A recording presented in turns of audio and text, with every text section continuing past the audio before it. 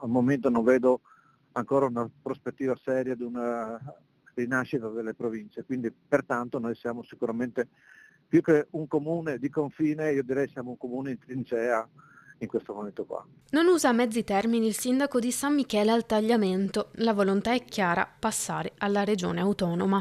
San Michele, comune di oltre 11.000 abitanti, si estende per circa 40 km al confine ovest del Friuli Venezia Giulia, regione dove il consigliere Marcus Maurmair ha depositato la richiesta di un'audizione in quinta commissione consigliare con i comuni di confine, che potrebbe arrivare già a fine febbraio. Penso che San Michele, considerando anche il suo il suo anche collocazione geografica, penso possa essere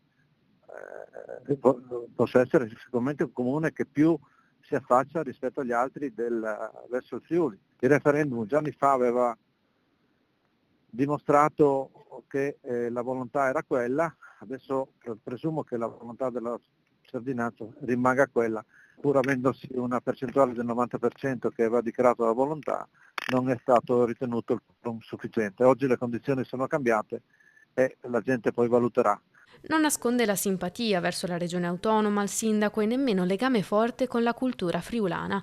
A preoccupare in questo momento è il fatto che tante persone scelgono di lasciare il lavoro in Veneto per trasferirsi in Friuli, dove gli stipendi, per esempio nell'amministrazione, sono più alti di circa 300-400 euro. Un 15% di personale che se ne va in questo modo significa mettere praticamente frantumare la realtà amministrativa e organizzativa dell'ente. Nonostante il caso scoppiato a seguito del ripristino delle province voluto da Trieste e che scuote la politica veneta, non si dice preoccupato l'assessore agli enti locali che presto incontrerà i sindaci di confine. Prima va preso atto di una situazione e va approfondita, le preoccupazioni ci saranno eventualmente e dopo parlarsi, di dialogare, di capire dove stanno i problemi e alla fine di risolverli. Poi una volta risolti i problemi andrà bene il Veneto e va bene anche il Friuli Venezia Giulia, per cui io credo che la volontà comune sia questa. Preoccupazione poche dunque dalla regione anche per i prossimi step che questa dovrà affrontare. Al di là appunto della questione legata all'autonomia differenziata, però ci aspettiamo anche il federalismo fiscale che appunto è un impegno del governo per il 2026 legato al PNRR e da un punto di vista culturale identitario l'idea è quella di valorizzare le specificità nell'ambito della Regione Veneto.